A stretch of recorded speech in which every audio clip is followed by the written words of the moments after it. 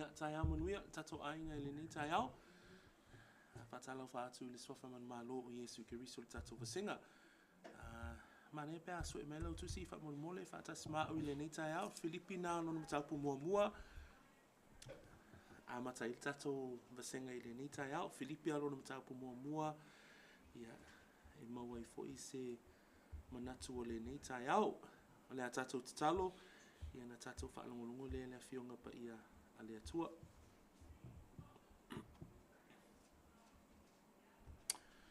Let us pray. Tato tatalo. Whaftaitele lo mātou atua. Wa mātou au lia mai fo ile ni tai au. Sa mātou momoe o mātou moenga I au le nei wa mātou ala whai mai. Ona o le halofa maleanga le lei o le atua ia te I mātou. O le tatalo fo ina ia whaamatala loto pelo wa nganga pa ia. I o mātou mafau, I o mātou loto, ina ia mātou whaia mātou whai unga ma o mātou whilwhilinga e tusa. Malofi na ngalo I le ao awino I mātou I lau tusi pa ia fo I le vi inga ia te oi ina ua mātou maua le nea wanoa o le tatalo ina ia ngalue pelo wa nganga I loto ma manatu o nai o mātou tamati na ia uso matu whawhine o mātou iei le nei savalinga o le whātuatua e ala atu le mātou tatalo ia Yesu Kiriso. Amen and amen. Ya, vi ia le atua o le mataupu po le manatu I le tai au le nei. O lo tatou tala noa pea I le soifua o le tangata wa whanau fo wina. Manatua la lea la wa tatou vaava ai la I lo soifua whanau fo wina. I le ao o ina e le tusi pa ia o le vaenga lea o le tangata ina ua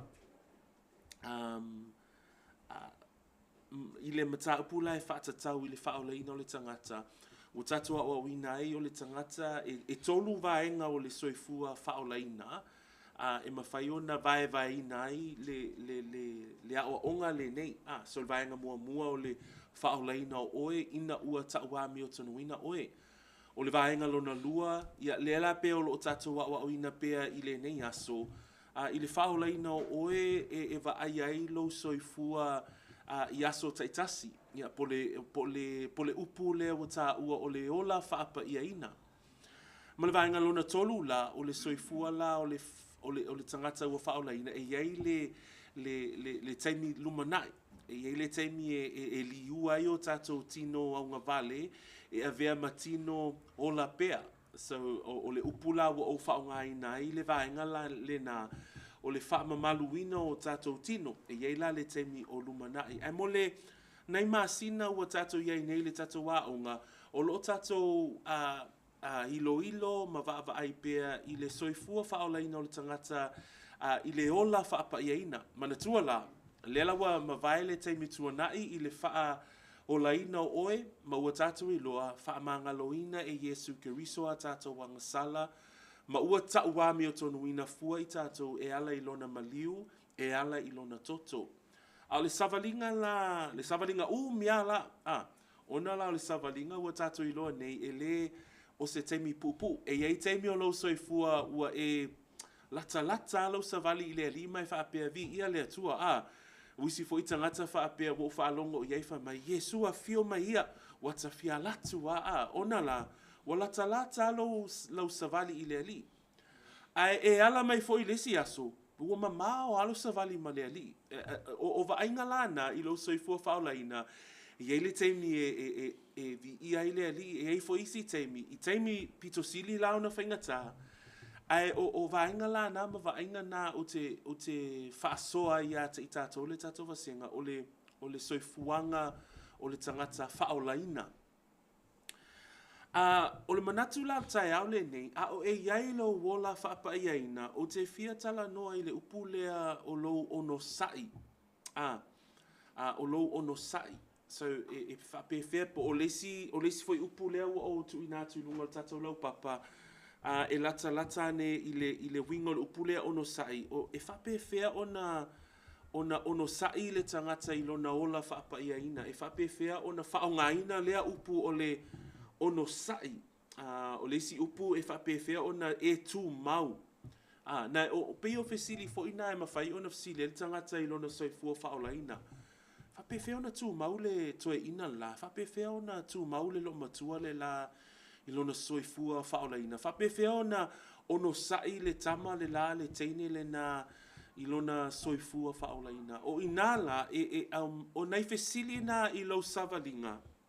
I le savalinga umi lea o lo tatou iai nei I le soifua faaolaina. O nei fesili la na o te fia au mai le tai au le nei. E mawhai e ona tatou tilo I le tuspa ia. O le ale tali mai o le tuspa ia e winga la I le soifua o le tangata tu mau. Le soifua o le tangata e umi se teimi e ono sa ia I le tangata le fōlaunga o le soifua faaolaina. Le umi o le teimi e savalia I le tangata le soifuanga I le tino le nei. O e ola pea ma au mai le atua le malosi e te soifua I le olanga le nei.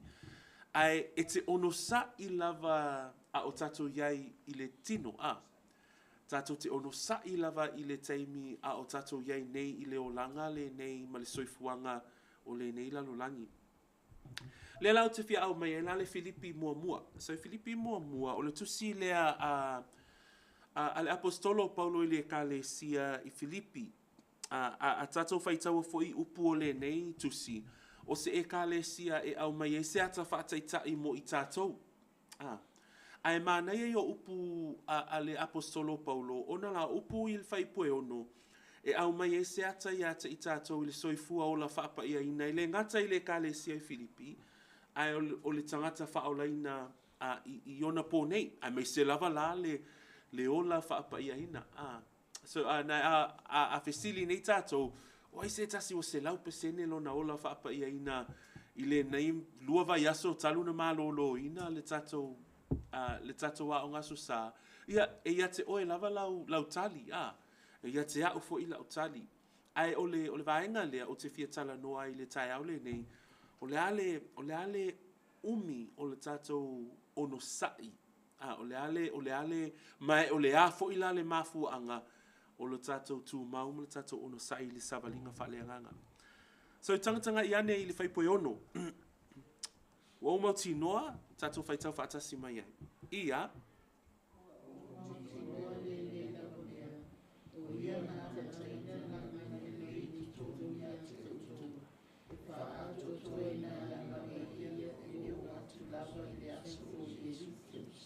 Ok, toi whaitau, ia. Wa umauti noa le le lamuia. O ia na amataina le lamuia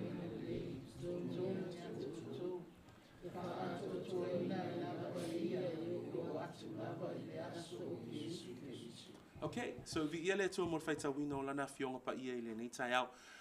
O tatou tala no I le soifua faaolaina, o le whaiupu e ono, e mawhai ona e wa ai atu I le whaiupu e ono, o lo taatia ma ina, le tali o le fisili le fia tali ai ia tatou le tai au le nei.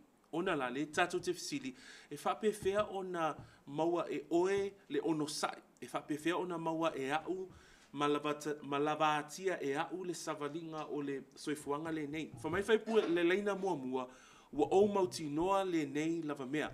O le manatu le manao Paulo ina ia wha mautu I le soifua o tangata o le kalesia I Filipi, o se mea ua matua mauti noa. O se mea e le tau fesilingia, o se mea ua iloa le lei le apostolo I le soifua faaolaina. Lona winga o upu nei e faatatau I le tangata faatuatua. E iei la oe e iei maa. Whamai Paulo, o ia na amataina ngā luenga le lei I te tonu iate o tou. O aile o ia lea, o le o ia lea o le atua. Mana tua whamai le tusia Efeso, lona mataupu e lua whaipu e valu, a wao lea lofa tu noa ua, faaolaina I tātou. Lona winga, o le faaolaina oe, mana tua le tala noa tātou I lo soifua whanau fawina.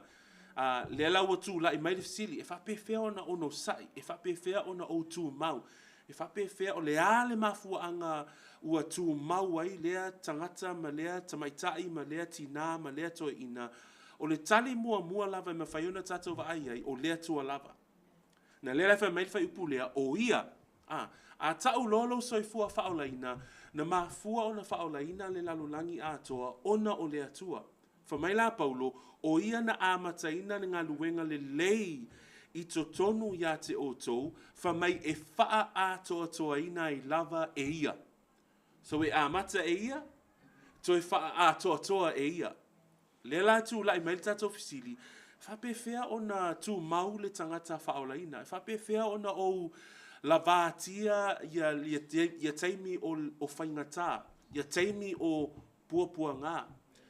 Me whai fwina tato vava aina I o tato usu matua whawhine I atu nuu o loo whaasawa aina.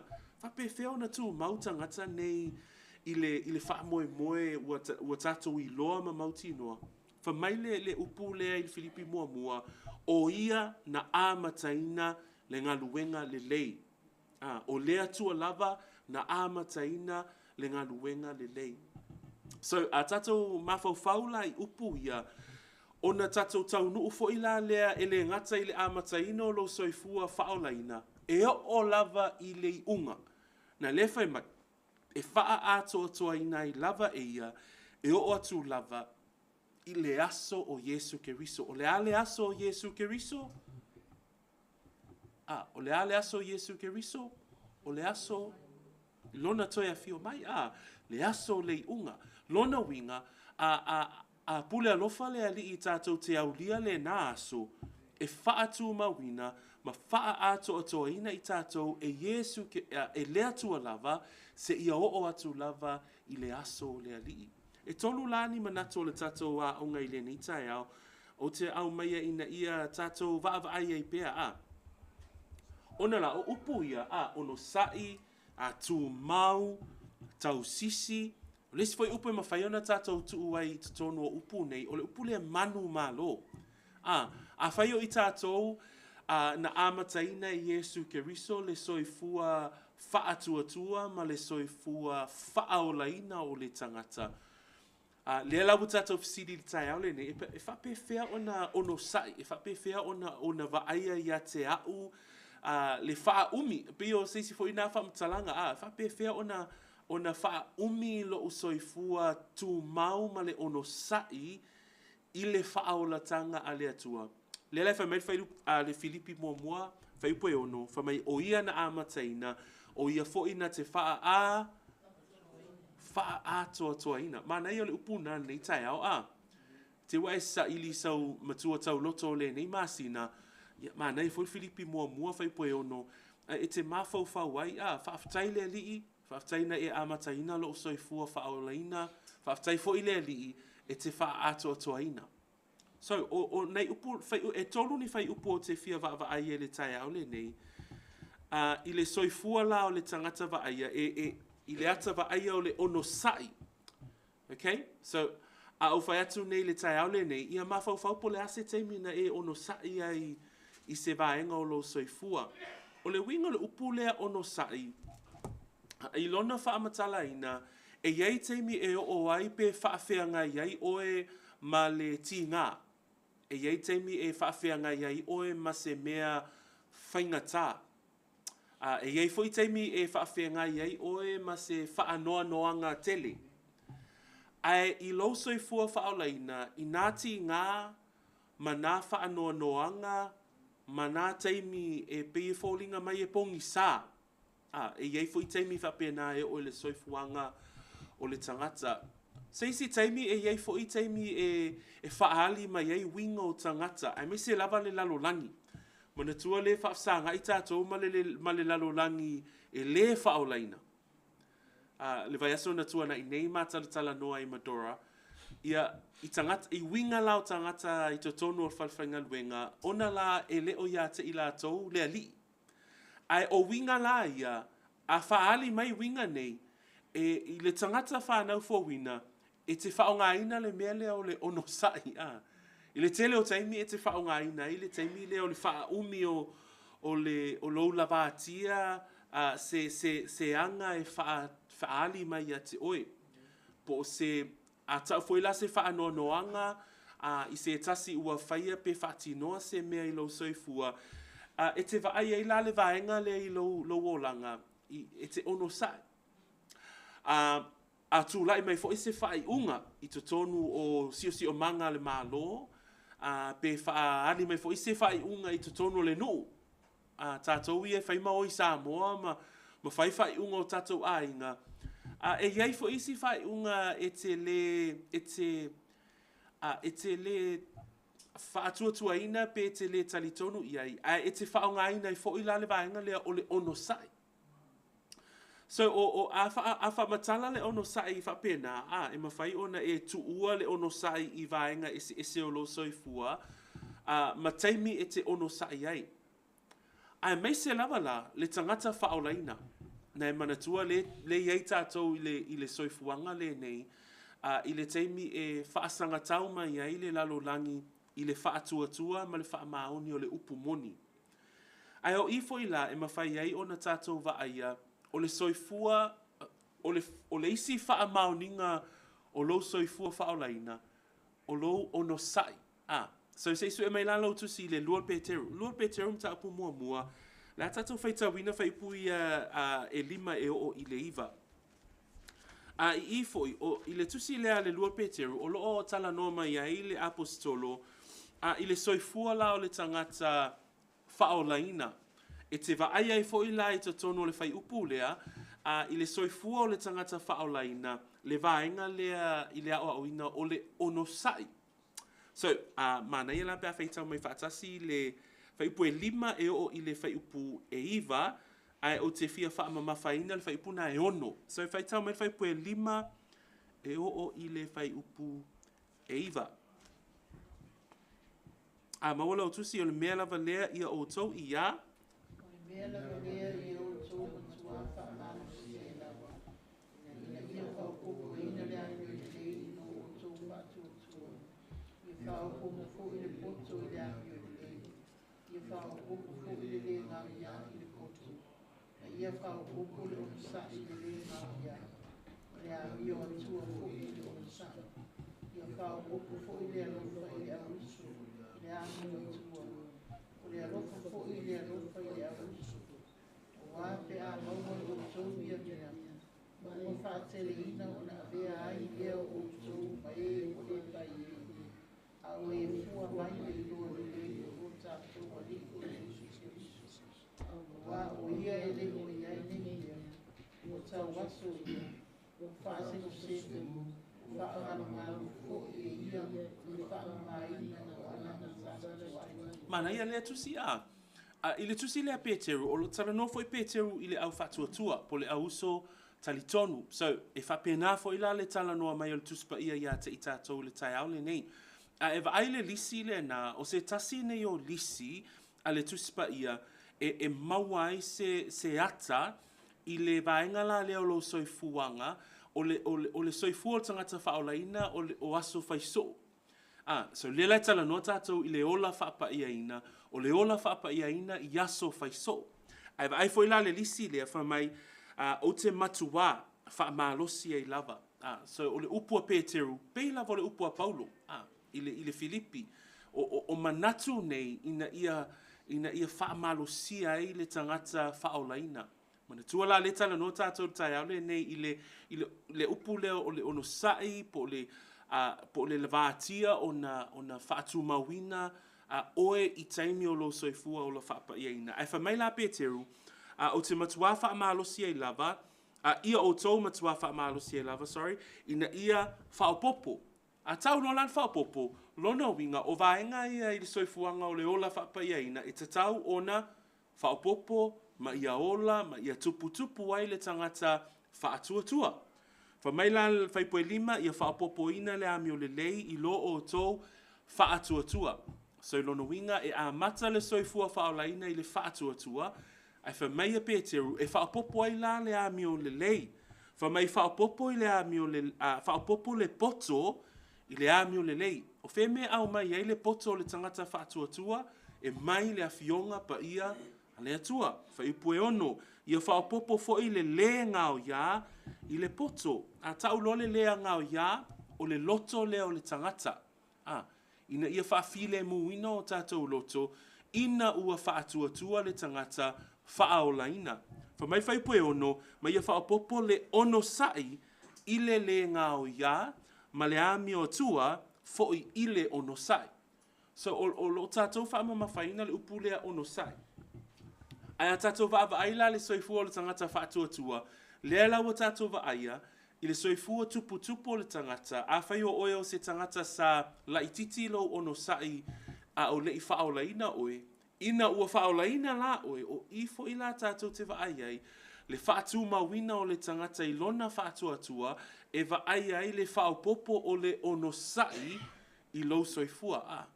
So, o le vaainga lea, o se vaainga ina ia tātou i loa. Pila ona tātou āmataina i le Lesona i le nita au Filipina mua.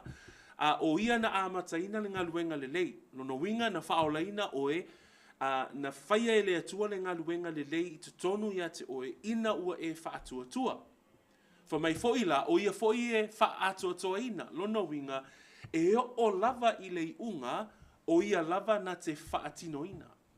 Ai lo soifua o la whaapaia e vaia vaenga ia e whaopopo le amio le lei whaatuatua, whaopopo le poto i le amio le lei, whaopopo le ngau ia i le poto, whaopopo le onusai le ngau ia, whaopopo le amio atua i le onusai, fitu, whamai ia whaopopo fo i le alofa i le auso i le amio atua, o le alofa fo i le alofa i le auso. Ai tangata ifo le whaipo e valu, fai poe valu fai mai a wape a maua e o tauia mea ma ua faa teleina.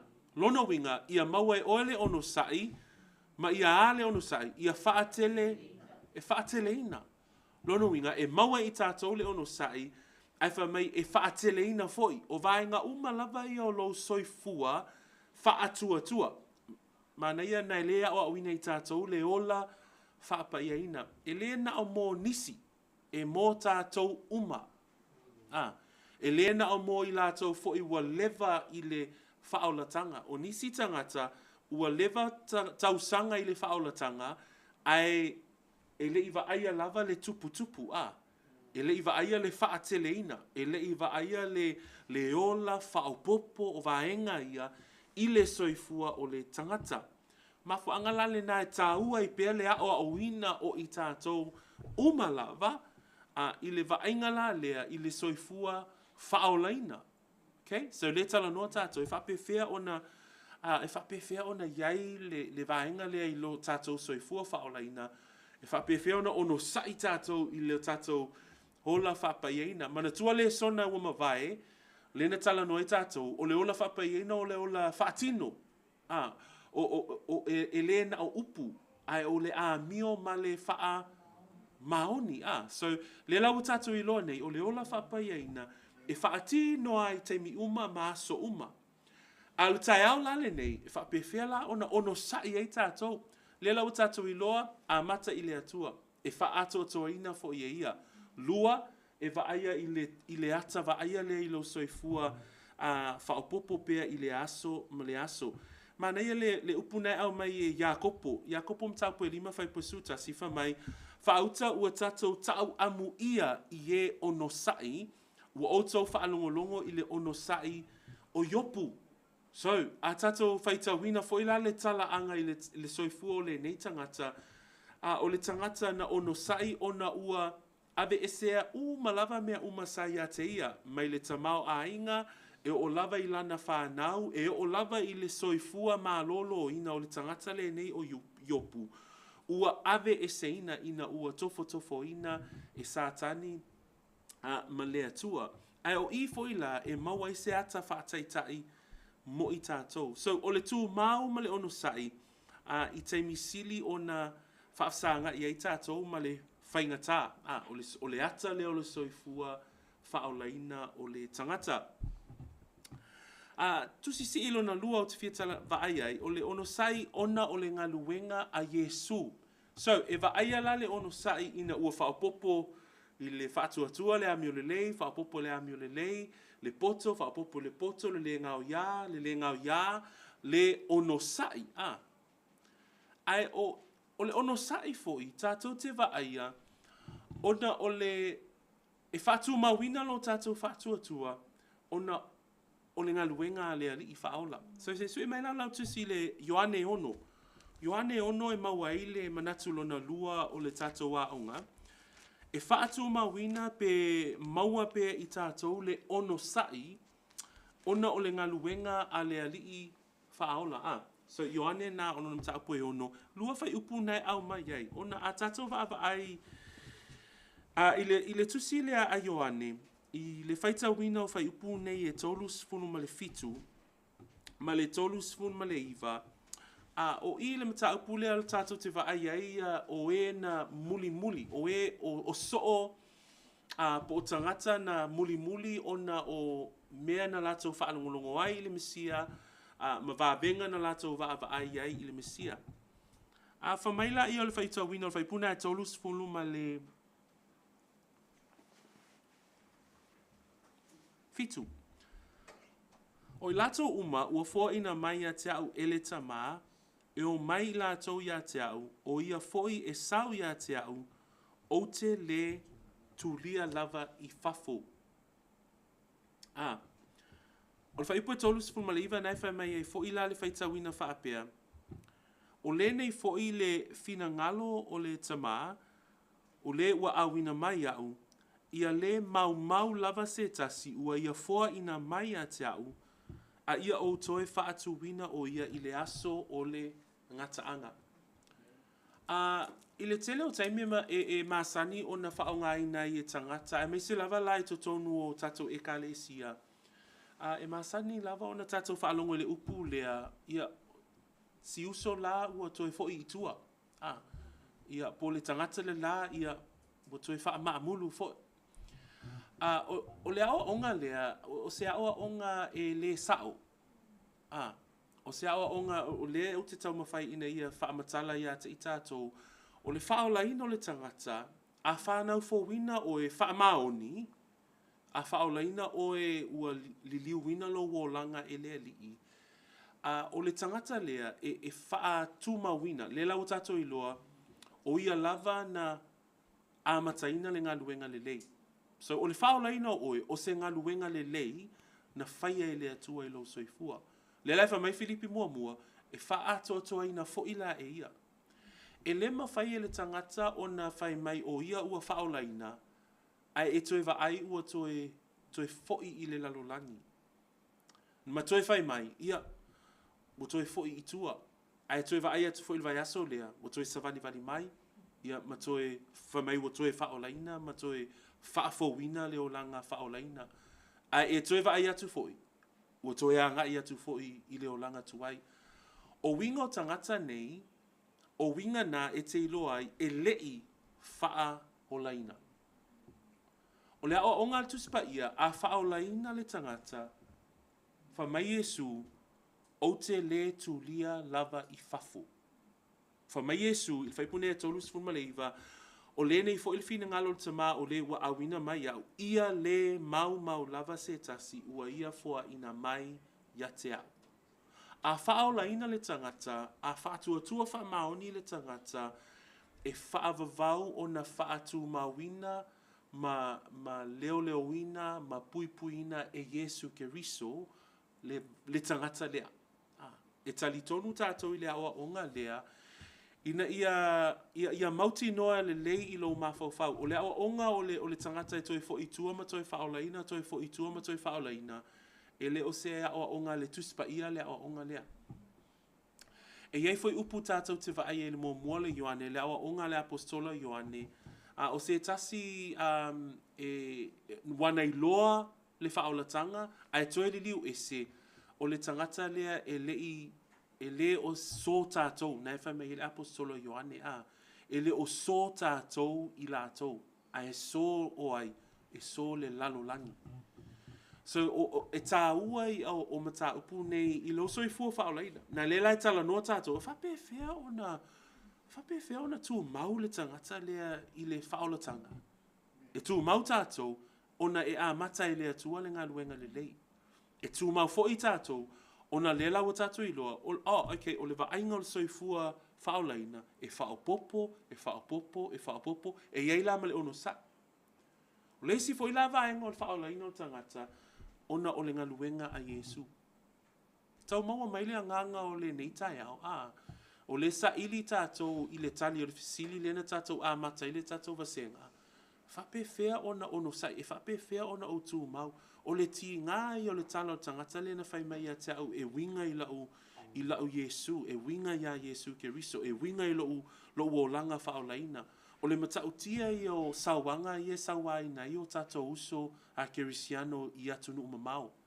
Whapewhea ona tū mau tangata ia, alia, ona o ngaluenga a Yesu. Ona o le tangata ua ola whapa ia ina i aso uma, e ola i leo langa le ai whapopo, ma matua, whaatele ina leo no sai, pe o mafuanga na e mawhai ei fo ila ona e vaava ai, okay, o mea lea e le Italia tuai la o ngutu i se upu na o masani na o Italia tuai, ona la lewa ia te oele mea lea i lo soifua, o le ono sai, e iai winga i whaali mai le lalo langi, o aso ia o le iai Yesu, e kongi ai lalo le ako ai alu lo malima al kaimingi ua faateleina ma faaupopo ma matua faateleina lo ono sai ona ua eiloa o le tawi masui ele o se mea tātou o le tawi masui o le mea le atua le aonga na le tuspaia so o le faipula lona lua tātou te vai o le ono sai ona o le ngaluenga a Yesu Keriso. Ma le manatu muli whai uina i le tatou vasenga i le ni tai au. E va aia le ono sai, ona o le afionga a le atua. Mua Timoteo mtapu e wha.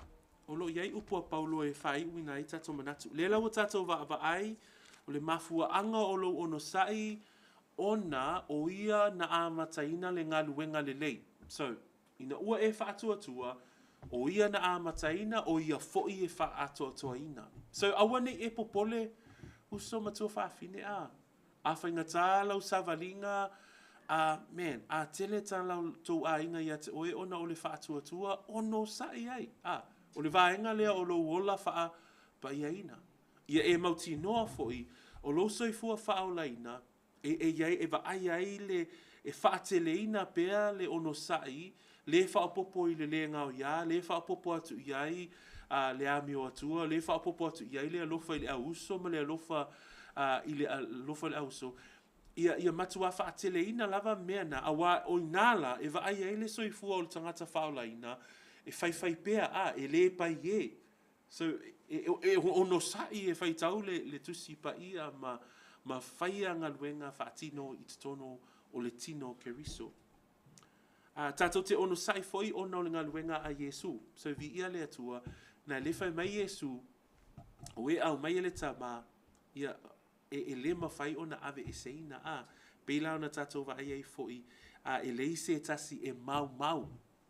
So ina foi tātou te wa ai le ngaluenga la vea ia Yesu ia te i tātou, e mawhai ona tātou ono sai. Ai wha mai la whai pumuli lea, le la tātou whai tawina whaatasi nunga lau papa, ia oe, upu ia Paulo ia Timoteo. Ia oe ia oe lava ia te oe, a toa malau e o atu. Ia e tu mau pea iai. A wā e whaia le nāmea, e whaolaina ai oe, a toa ma e ua whaalongolongo ia te oe. Le whaolaina le tā ue i e Paulo. Manatua e le whaapea e le i whaolaina Timoteo. No, o le tusi atu ia Paulo ia Timoteo o le leo mamoe o le kalesia. Lono winga o Timoteo o le whaolaina. O le whaolaina lea, o le ola whaapaiaina. Le tala noai nei tātou Le ola lea mana o ia Paulo ia Timoteo vaai, ia oe lava ia te oe a toa malau e o atu. Le la tala noa mai Paulo ia Timoteo, o le ale mata upuna ia o atu i le kalesia, whamai ia e tu mau pea iai. O le whamalosi mo le tatou vasenga le nei tai au, e whapewhea ona e ono sai. Na le, o se fesili ngai fesili, mai a tātou. Na le te leo vaenga o le tātou wōlanga oka, kwa mga o mi ale whala au o le ono sai Ai, o le vaenga muli o le tātou Lesona o le tai au le nei, e mawhai ona tātou ono sai, pe a tātou tū mau pea, i lau e o atu. O le ala winga o upua Paulo, va aile mata upu na e te o ina, va aile mata upu o afionga a le atua na e te o ina Timoteo, tū mau pe iai. So o le manatu muli o le tātou vasenga i le ni tai au, tātou te vaia le ngaluenga le atua, tātou te vaia le ngaluenga Yesu, i le leo wino i tātou, A ia ila lenga luenga tātou. O le alenga luenga tātou, ia tātou tū mau I mataupu lo o ao inai I tātou. Tū mau pea I le afionga pa ia ale atua o lo e whaalongolongo iai ma e whaitau inai I le aso ma le aso. So, tolu nei vaenga na a. Ma nei e te alu e toi mafofau iai, alu e toi te talo ai, koe kilau YouTube, koe makamaka I kako vasenga, mai e toi whaalongolongo, oh, okay, o le whaamtala ina la leo le ono sai. Mana tua la, o le ono sai, e le se mea le lalo langi. Ki o whai mai le lalo langi, whai mai, o mātou o matua ono sai, a mātou, ai o aku lesi aso, o sui fo le fōlinga o le ono sai. O tātou, le soifua o le tangata whaolaina, o le vaenga leo le ono sai, ma le tū mau, o se vaenga o le tātou soifua hola whaapa iaina. Ai se a, ona o le atua, o ia na amataina, lona lua, e vaaia I lo soifua whaolaina, ma le ata vaaia I aso taitasi. Tolu, ona o le ngaluenga a Yesu, wha e ono sa I tātou, ona o le afionga pa ia a le atua, e tū maua I tātou I le upumoni. So, whamanuia le atua I le tātou vasenga I le nitai au, ia me se fo I le au ina o lana upumoni, au le itu ina atu ia tamā, e le whae wina o le tātou vasenga I le nitai au, ia mana ia a se fesili, ma whai au na e fesili mai, e winga le ono sai, ia e a whai fo I wā whaina lo loto le nitai au, vi ia le ali, o le mea le mea le na, ina ia au ina pea I tātou, I le vaenga lea o le ono sai, o se vaenga lea o le ola whaapa ia ina, po le tūmau, ia o isi nā upu, po le tausisi, pe o isi upu nai wha o ngā mai le tuspa ia Samoa, e whaamatala ia le winga lea mo le soifua o le tangata wha le nganga, ma le tangata wha nau fo wina. Ia, a ia se fisili, ia na si imeile alo ao, a whai le ai, ia o na whai wina leo tātou, I se tatalo. A whai ua mālamulama, ia whai mai ua mālamulama whaafatai. Ia vi ia le li. Ia tuinati a tamā, ia mo le whai wina o tātou vasenga le ni tai au, ono Yesu, amen. Ia te upea lava lo mātou to male mi inga. Whamanuma le whaafatai le ni tai au, ono o whai wina fo ia. Le au au ina o lo o fionga e pe o ne ia, ia matai ni au ne ia so whaatai fo ia. Lau au ona pe ona fonga ina mawhamara mai ni vaenga o lau whionga ina I tuku pia. Lo mātou ola fia ma lo mātou ola whatuatua ia te o ina uma ua I saunia. O soifuanga lui o le tagata, whatai fo I lau whamunianga I lau kalesia I mātou msema. Ia rape fo I lau au ona vai I nitai. Ono I suru mātou ali, staro ma wala